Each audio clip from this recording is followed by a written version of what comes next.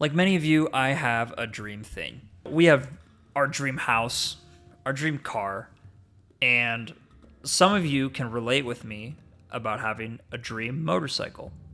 I've been riding motorcycles for a decent amount of time now, and I never had a dream motorcycle until I came across this one, this SV1000. I did always dream of SV1000s, but they weren't like my ultimate motorcycle, but this one just changed everything. And when I found this motorcycle, I fell in love with SV1000s. And I found this back in 2019. It was October 2019 when I found this post on Craigslist, and this was just the most perfect motorcycle, at least in my eyes, that I can imagine. You know, it had so many interesting things done to it, right? It had like the plate holes plugged and openings bored and smoothed. It had a Power Commander 3. It had a custom CNC upper triple clamp. And it had a GSXR 1000 rear wheel that was custom machined. You know, and just a lot of other things done to it. And like I said, I found this bike back in October 2019. And I fell in love. And I wanted it so bad, but I was in college and I was just so broke and I could not buy it. So I just screenshotted and saved it just so I could remember this motorcycle. You know, it got away. The post eventually disappeared, but that post really made me fall in love with SV1000s. And if you're not aware, SV1000 is a motorcycle by Suzuki. It's the big brother of the SV650. So I ended up actually buying one for myself a bit later. It was cheaper, and I got it less for what it was asked for on Craigslist. And I bought it off some like sketchy guy in Turlock. I'm pretty sure it was like a sideshow motorcycle or something like that. But that perfect SV1000, those screenshots I saved, I used them as ideas of what I wanted to do to this blue SV1000 that I bought for myself. And, you know, I slowly built this thing up. The main thing I did to it was I just bought another SV650 and I swapped over the gas tank and the fairings that were yellow over to my SV1000. I, rebuilt the forks, just did some minor, like, cleaning up stuff with wiring and all of that. And, but I was still in college and I wasn't really making that much money, so I couldn't do any of those major mods that I really wanted to do on the perfect SV1000. So, fast forward to November 2022. And life is good. I finished college already.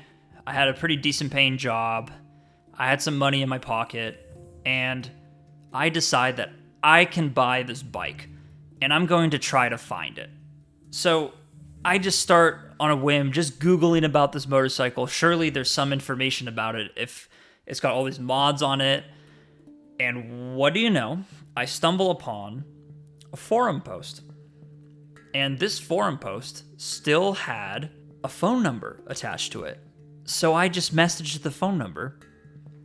And the person responds. And I can't give you his real name. What are we going to call him? Brian. We'll call him Brian. So Brian responds to me, and he tells me that he sold this motorcycle October 2019, which it's not a surprise. That's the exact same month that it was posted originally, and the Craigslist post disappeared pretty quickly. But he sold it to a guy named, I don't know, Stewie. We're just going to stick with a Family Guy theme. We're just going to stick with a Family Guy theme here. Stewie. So, Jesus Christ. Stewie was from Bakersfield. And this motorcycle was originally in Fresno. And Brian sold it to Stewie October of 2019. And Brian gives me Stewie's email address and Facebook account information, which, it's a bit of a security concern or a privacy concern, but I really appreciate it.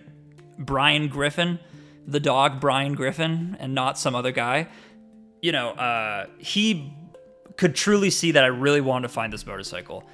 So he did that. He gave me his info and said, good luck. And I email Stewie right away, but I don't get any response, and this was in November of 2022 when I sent this email. So in March of 2023, some time has passed. I sent that one email and I just kind of forgot about it. But in March 2023, I get the spark to keep searching for the perfect SV1000 again. So I asked my girlfriend to send Stewie a message on Facebook, just because I didn't have an account at the time. I didn't want to just like open up a new account, and then also it'd be like brand new account messaging you. I bet you they have some spam filters or something like that. There's no response by April. So I'm like, screw it. Okay, I'm just going to make an account because I have lit this flame of me trying to locate this motorcycle and I really want to find it. I make an account. I do some more digging. I find Stewie's account and Stewie's fiance's account on Facebook and both of their accounts on Instagram. Oh, excuse me. Jesus. The fiance responds to me on Instagram, which I kind of wasn't surprised because she had more followers. I think she was verified and she was public and it was pretty like active. So, you could tell that she was definitely using Instagram.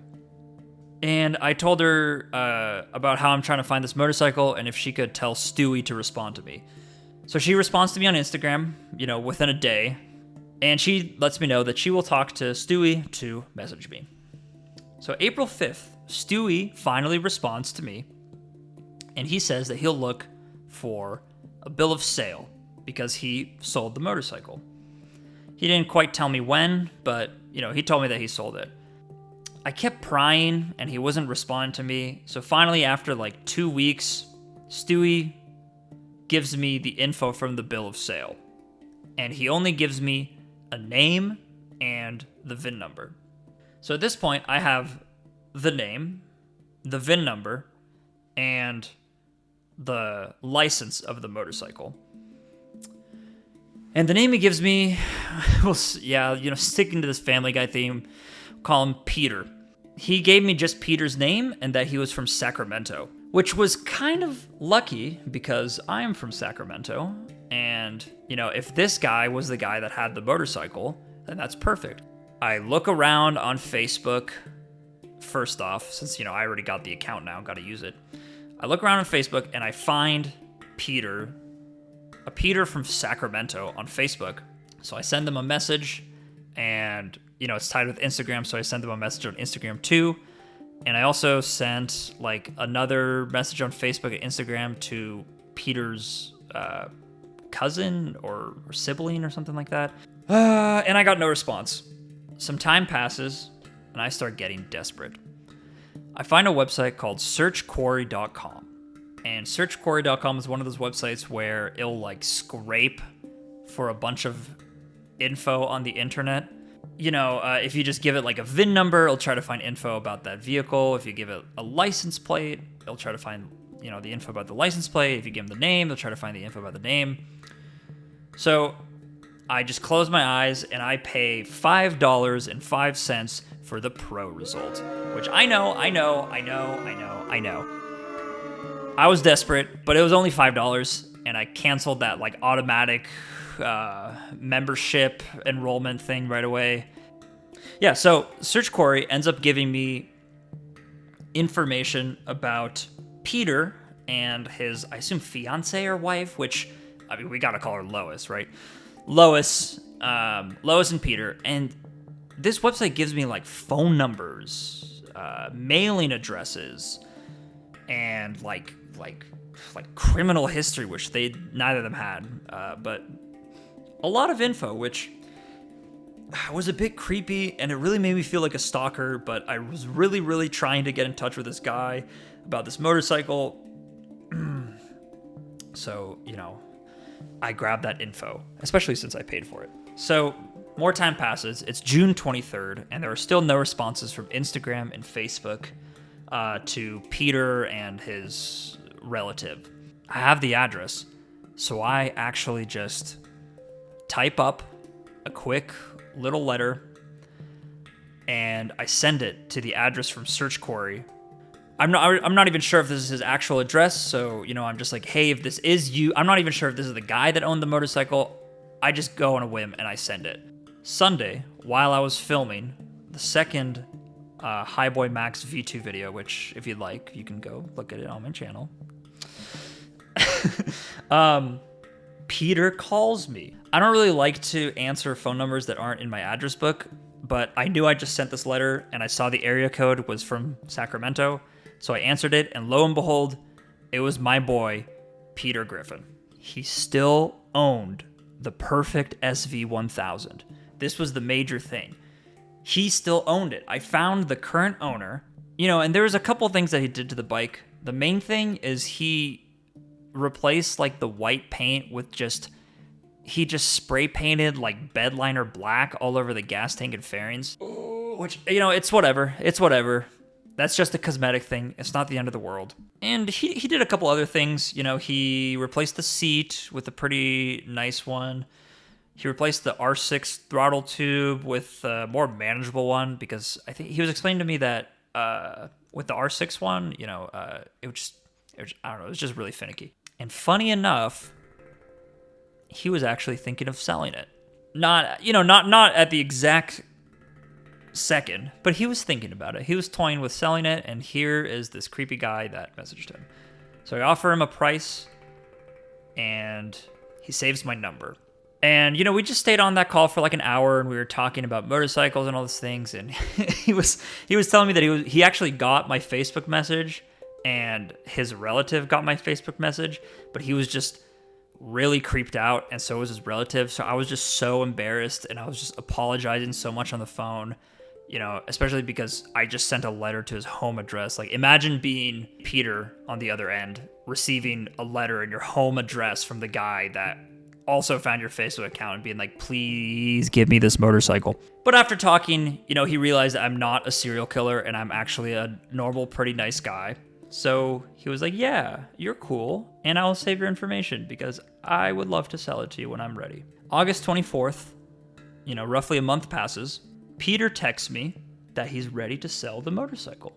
He told me that he wanted to message me first before he listed it on, Craigslist and Facebook Marketplace for the wolves, as he called it, which I really, really appreciated that he remembered how much I wanted. I mean, how could you forget? The guy sent you a letter. So we agreed to meet. A couple days later, I grabbed some cash from my savings, and I came in person, and I bought the motorcycle.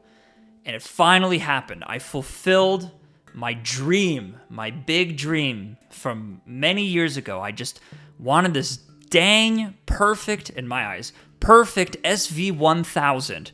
And it was finally in my possession. And I couldn't believe it. I finally got it. And the question was, what's next? So here she is in all her glory. The perfect SV1000. Like I said, she has the black bed liner paint. You could see remnants of the old white still. But now she's here, and obviously I now have two SV1000s. So the question is, what should I do? Should I just keep both? Should I swap parts between the two and keep one, like, ultimate SV1000? Let me know if you have any ideas. I always like to hear people's opinions.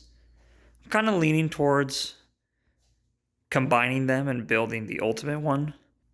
Not sure if I should take everything from this one and put it on this frame, or take whatever I can from this one, probably mainly the fairings and the gas tank, and put it on this frame. But regardless, I am ecstatic. It's been quite a journey trying to get this, and it's just been looping in my mind for so long. So stay tuned to see what happens next. Thanks for watching.